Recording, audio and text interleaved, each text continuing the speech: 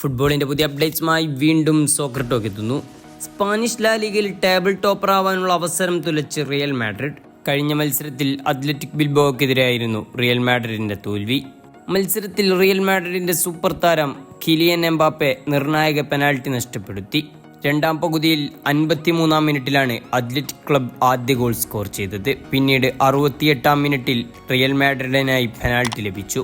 കിക്കെടുത്ത് എംബാപ്പയ്ക്ക് പിഴച്ചു. അതോടെ real Madrid ഒരു ഭാഗം തളർന്നു. പക്ഷേ 78-ാം മിനിറ്റിൽ ജൂഡ് ബെല്ലിംഗമിലൂടെ സമനില നേടി. പക്ഷേ ആ സമനിലയ്ക്ക് അധിക നീള ആയുസ്സുണ്ടായിരുന്നില്ല. 80-ാം മിനിറ്റിൽ വീണ്ടും അത്ലറ്റിക് ബിൽബോയുടെ ഗോൾ.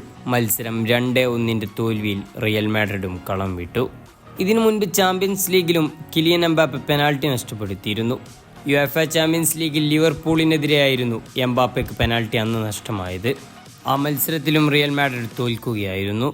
ഇത്തരത്തിലൊരു എംബാപ്പെ ആയിരുന്നില്ല പണ്ട് PSG-യിൽ കണ്ടിരുന്നത്. പെനാൽറ്റിയുടെ ഈ ഫോം ഔട്ട് റിയൽ മാഡ്രിഡിനെ തീർത്തും നിരാശാജനകമാക്കുന്നു. കാരണം എംബാപ്പയിൽ നിന്ന് ഇതല്ല ആരാധകർ പ്രതീക്ഷിച്ചിരുന്നത്. മിന്നിത്തിളങ്ങുന്ന റിയൽ മാഡ്രിഡിനെ ഒന്നും കൂടി വെട്ടിത്തിളക്കാനായിരുന്നു എംബാപ്പയെ എത്തിച്ചത്. എന്നാൽ നിലവിൽ തകർച്ചയിലേക്കാണ് മാഡ്രിഡ് പോകുന്നത്. ഇതിനു മുൻപുള്ള മത്സരത്തിൽ ഗെറ്റാഫയ്ക്കെതിരെ റിയൽ മാഡ്രിഡ് 2-0 ജയിച്ചിരുന്നു.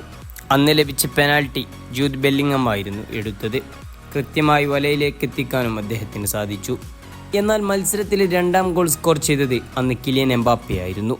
അന്ന് എംബാപ്പയുടെ തിരിച്ചുവരവ് കണ്ട ആരാധകർ പിന്നീട് വീണ്ടും ഒരു തകർച്ച കണ്ടു. ലാലിഗയിൽ 1-ാം സ്ഥാനത്തേക്ക് എത്താനുള്ള ഒരു മികച്ച അവസരമാണ് റിയൽ മാഡ്രിഡ് തച്ചുടച്ചത്. 33 പോയിന്റാണ് 15 മത്സരത്തിൽ നിന്ന് മാഡ്രിഡിനുള്ളത്. എന്നാൽ 1-ാം സ്ഥാനത്തുള്ള ബാർസയ്ക്ക് 16 മത്സരത്തിൽ 37 പോയിന്റും. തുടർ വിജയങ്ങൾ നേടുകയാണെങ്കിൽ മത്സരം 1 കുറവായതിനാൽ റിയൽ മാഡ്രിഡിന് മുന്നിലെത്താമായിരുന്നു. പക്ഷേ ഇനി അതിന് സാധിക്കില്ല.